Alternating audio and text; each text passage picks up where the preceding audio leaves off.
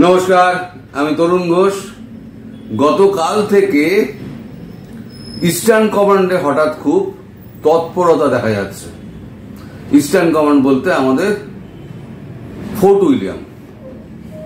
গতকাল আমি খবরটা পাওয়ার পর আমার নিজের শরীর খারাপ, আমি একজনকে পাঠিয়েছিলাম যে একবার দেখে আয় তো কি অবস্থা, কারণ এগুলো তো খুব সেন্সিটিভ খবর, এর তো কোনো ছবি টবি পাওয়া যায় না, ওখানে পুরো ছবি তোলা নিষিদ্ধ, ওইখানে কোনো ড্রোন ওড়ানো ছবি তোলা খুব নিষিদ্ধ। তবে যেটুকু খবর পাওয়া গেল তাতে বোঝা যাচ্ছে সাধারণ দিনের মতো এখন আর ইস্টার্ন কমান্ড অতটা শান্ত নেই, ভীষণ তৎপরতা। ভেতরে বড় বড় অফিসারদের গাড়ি ঢুকছে বেরোচ্ছে, প্রচুর বাইরে সেনা মোতায়েন, প্রচুর বাইরে, সাধারণ অবস্থায় এটা দেখা যায় না। এবং ফোর্ট উইলিয়ামকে ঘিরে একটা কড়া নিরাপত্তা বেষ্টনী একটা তৈরি করা হয়েছে। ওখানে ট্রাফিক মুভমেন্ট কিছুটা রেস্ট্রিকশন করা হয়েছে, ওই দিক দিয়ে খুব একটা ট্রাফিক যেতে দিচ্ছে না। এখন ভেতরে ভেতরে কি চলছে তা আমি বলতে পারবো না। তবে গতকালকে সেনাপ্রধান আমাদের উপেন্দ্র দ্বিবেদী, তিনি পূর্ব সেনা কমান্ড পরিদর্শন করেছেন, মানে ফোর্ট উইলিয়ামে এসেছিলেন, অপারেশনাল প্রস্তুতি পর্যালোচনা করেন। আমাদের রাজনাথ সিং প্রতিরক্ষা মন্ত্রী, তিনি যে অপ্রত্যাশিত ঘটনার কথা বলেছিলেন তার পরিপ্রেক্ষিতে তার এই ভিজিট কিনা আমি বলতে পারবো না, কারণ 30শে জুন 2024 উনি নতুন সেনাপ্রধান আমাদের হয়েছেন, নতুন জেনারেল হয়েছেন। আগের জেনারেল হাত থেকে তিনি নিজে ক্ষমতা নিয়েছেন এবং ক্ষমতা নেওয়ার পর তার এটাই হলো প্রথমবার আমাদের ইস্টার্ন হেডকোয়ার্টার আমাদের ভিজিট। এখন ইস্টার্ন হেডকোয়ার্টারে যিনি এখন দায়িত্বে আছেন তিনি হচ্ছেন জিওসিএনসি ইস্টার্ন কমান্ড, তার নাম হচ্ছে লেফটেন্যান্ট জেনারেল রামচন্দ্র ত্রিবেদী। রামচন্দ্র ত্রিবেদী তিনিও দায়িত্ব নেন জানুয়ারি 2024। এই রামচন্দ্র ত্রিবেদী কিন্তু খুব নামী একজন লেফটেন্যান্ট জেনারেল, তার 40 বছর কিন্তু এই সেনা জীবনে কেটে গেছে এবং বিভিন্ন গুরুত্বপূর্ণ পজিশন। ইস্টার্ন রিজিয়নটা হচ্ছে, ইস্টার্ন কমান্ড হচ্ছে সব থেকে গুরুত্বপূর্ণ, মানে ভারতবর্ষের সব থেকে গুরুত্বপূর্ণ জায়গা হচ্ছে ইস্টার্ন কমান্ড। এই কমান্ডের আন্ডারে কিন্তু একদম পুরো ইস্টার্ন রিজিয়ন যা আছে পুরোটা পড়ে। এখন এই অস্বাভাবিক পরিস্থিতিটা একটু আমাকে নাড়িয়ে দিয়েছে যে কেন এইটা হঠাৎ এটা হচ্ছে কেন। তাছাড়া যেটুকু খবর পাওয়া গেল সেটা হচ্ছে চীনের সঙ্গে কিছুটা আমাদের সীমান্ত সমস্যা যেটা ছিল সেটা কিছুটা সমাধান হয়েছে, যেটা 4টে জায়গা থেকে, আর 2টো জায়গা তো আমি গতকালই বলেছি, 2টো জায়গা থেকে সাউথ চায়না মর্নিং পোস্ট নিজেই লিখেছে যে আর 2টো জায়গা থেকে আমরা সেনা সরিয়ে নিচ্ছি। যে 4টে থেকে অলরেডি সরিয়ে নেওয়া হয়েছে সেটা হচ্ছে প্যাংগং, ডোকলাম, লাদাখ, ত্রিশূর। এখান থেকে সেনা অলরেডি, চীনা সেনা 3 কিলোমিটার সরে গেছে, আমাদের সেনাও 3 কিলোমিটার পিছিয়ে এসছে, কিন্তু আমাদের সেনা পুরোটা উইথড্র করেনি। 50% সেনাকে কিন্তু ফিরিয়ে নেওয়া হয়েছে, আর ফিরিয়ে এনে রাখা হয়েছে কোথায়? ইস্টার্ন রিজিয়নের আন্ডারে সেনা ব্যারাকে, মানে ফোর্ট উইলিয়ামের আন্ডারে কোন একটা সেনা ব্যারাক কোথায় আছে আমি বলবো না, সেটা সেখানে আছে।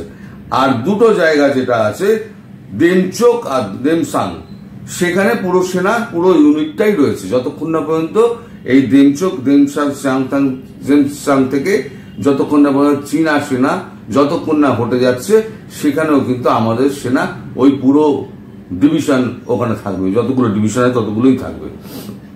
এখন সেখান থেকে যদি আবার এই সমস্যাটা যদি মিটে যায়, 2টো জায়গার সমস্যা, ওখান থেকেও 3 কিলোমিটার পিছিয়ে আসবে, তারপর ওখান থেকেও কিছু সৈন্য, 50% সৈন্য কি 60% সৈন্য হয়তো সরিয়ে এনে আবার ইস্টার্ন কমান্ডের আন্ডারে হয়তো ঢুকিয়ে দেওয়া যেতে পারে বা নর্দার্ন কমান্ডে কোথাও পাঠিয়ে দেওয়া যেতে পারে, সেটা আমি এখন জানি না। তবে ঘটনা কিছু একটা ঘটতে যাচ্ছে, এটা কিন্তু একটা আন্দাজ করা যাচ্ছে যে বড় সড়ো কিছু একটা হবে।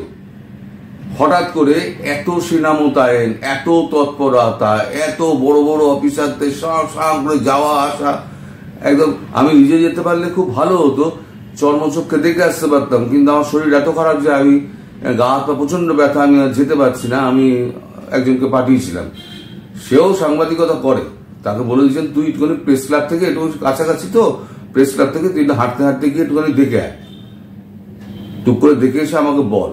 সেও সাংবাদিক, সুতরাং তারও যে নজর আছে সেই আমার নজর দিয়ে সে দেখছে, আর তার নজর দিয়ে আমি বুঝতে পারছি যে কি ঘটতে চলেছে। সে আমাকে বললো যে তরুণদা, এখানে তুমি যেটা বলছো এটা সাধারণ অবস্থা কিন্তু নয়, এটা কিন্তু একটা অসাধারণ কিছু একটা অবস্থা, যেখানে এত তৎপরতা এখানে কিন্তু খুব একটা চোখে পড়ে না, আর ওখানে কাউকে দাঁড়াতেই দিচ্ছে না। মানে ফোর্ট উইলিয়াম মানে এরিয়ার কাছে ওখানে কিন্তু কেউ দাঁড়াতে পারছে না। গাড়ি চলাচলের রেস্ট্রিকশন তো আছে, আমি আপনাদের বলে দিলাম। এখন কি হবে না হবে সেটা এখনো পর্যন্ত, কিন্তু ভেতরে কিন্তু প্রচন্ড মিটিং ফিটিং সব কিন্তু কিছু হচ্ছে। একবারই আমার ওই ভেতরে ঢোকা, জীবনে একবারই আমার সুযোগ হয়েছিল, সেটা হচ্ছে কোনো একটা প্রোগ্রামে, সেনা আধিকারিকদের প্রোগ্রামে আমাদের সাংবাদিকদের সব ডাকা হয়েছিল।